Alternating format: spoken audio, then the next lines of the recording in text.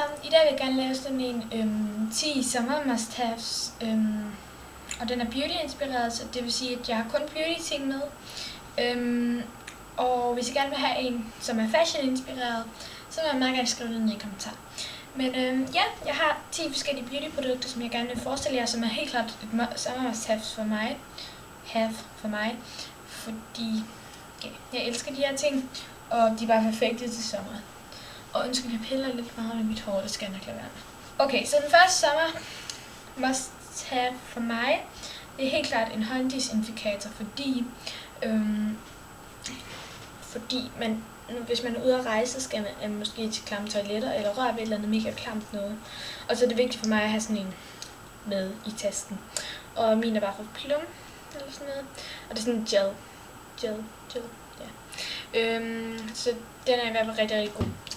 Den næste ting, det er en creme fra The Body Shop, og det er den her Sweet Lemon creme, body butter, og jeg har brugt den lidt meget. Men hver gang jeg duftede til den her minderne, det var mega meget om sidste sommerferie, fordi der brugte jeg den hele tiden. Og jeg synes bare, den blødgør huden, og den har bare sådan en god, frisk duft, dejlig sommerduft. Så den her kan jeg virkelig, virkelig godt lide. Godt. Så har jeg en duft her, og den er fra Iris Watcher, tror jeg. Jeg ved ikke, om jeg udtaler det rigtigt, men jeg ved ikke, om I kan læse sådan en grå skrift. Her, måske kan I læse det her. Der står Iris Watcher, tror jeg, og den hedder Flower Party, og jeg synes den virkelig, virkelig sød. Indpakningen, det er sådan lidt ligesom Daisy, eller Sunshine, tror jeg, fra Marc Jacobs.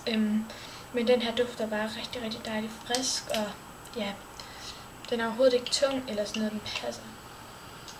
Undskyld, hvis I kan høre, at jeg laver larm, men der er nogen, der vil bygge her. Men den er bare perfekt til sommer, og den er bare meget frisk, og det er overhovedet ikke tung. Så har vi en BB cream. For mig er BB cream vigtig, fordi den både har, den dækker, den plejer huden, og den har SPF 30 i. Og den her, det er Dream Fresh BB cream fra Maybelline. Jeg synes, den her er meget let af konsistensen, så den er ikke sådan tung og sådan noget. Den har en fin dækkeevne, og jeg synes, den er rigtig, rigtig god. Så det er helt klart en must have for mig. Så hvis man nu er lidt træt eller sådan noget, så er det en god idé at bruge en concealer. Jeg elsker min Make Me Up concealer fra Rimmel.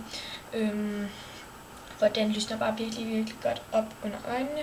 Og bare den orange ting her.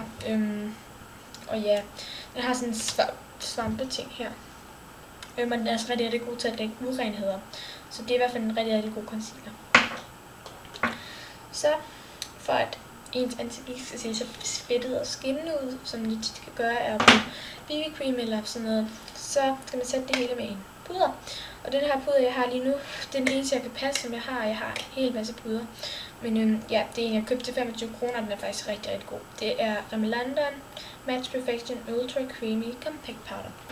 Og den er også rigtig, rigtig god at have med i tasken, fordi man kan sådan åbne den her. Så kan man lige hurtigt åbne den op her. Der er sådan en lille spejl, og så har den en lille svamp her. Og den giver bare et lækkert mat look, og den er rigtig, rigtig god. Og den holder også rigtig, rigtig længe, så ja.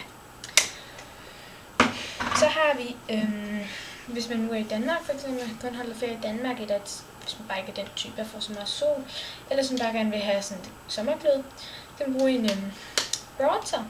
Og jeg elsker min Elf Conjuring Blush and Bronzer. Nu ved jeg godt, der er en blush i også, men jeg bruger egentlig ikke rigtig blushen. Men jeg bruger bronzeren, som er den her flotte bronzer. Den har lidt guldglimmer i, så vidt jeg synes, jeg sådan fint nok. Altså det irriterer mig i hvert fald ikke, men jeg kunne også godt lide den. Godt. Så har mit næste sommermust-have, det er helt klart en vandfast mascara. Jeg elsker min Direct vandfast mascara fra Maybelline. Og den ser bare sådan her ud. I kender den sikkert alle sammen. Det er en fin vandfast mascara. Den er rigtig, rigtig god, den her mascara. Den klumper overhovedet ikke. Det giver rigtig, rigtig meget volumen, men ikke længde. Men ja, den er rigtig, rigtig fin. Så har vi en læbepomade, fordi man får hurtigt tørre læber. Og jeg har min Mentholatum Lip Balm med SPF 6 i, og SPF 6, det er rigtig, rigtig godt til læberne, så de ikke bliver solbrændt. Altså, jeg ved ikke, mine læber er aldrig blevet solbrændt, men ja, det er vel altid godt så er man i hvert fald sikker på, at de ikke bliver solbrændt. Og jeg synes bare, det er en rigtig god læbepomade, så den er jeg rigtig glad for. Den sidste ting, det er en neglelak, som er en virkelig flot sommerfarve. Den viser vist lidt den forkerte farve. Ja, men det er en Essie, og det er en virkelig flot farve, som sagt. Den er i farven Off Shoulder, jeg ved ikke, om du kan se. Men jeg synes, det er en virkelig flot farve, og jeg tror, det er en af deres nye. Det ved jeg desværre ikke, men jeg synes, den er rigtig flot og perfekt til sommer. Men det var mine sommermust-haves, mine 10 sommermust-have i form for beauty. Og jeg håber, I kunne lide den her video, fordi jeg synes selv, det er sådan meget sjovt at se. Ja. Så jeg tror ikke, der er mere at sige, undtagen vi ses i den næste video.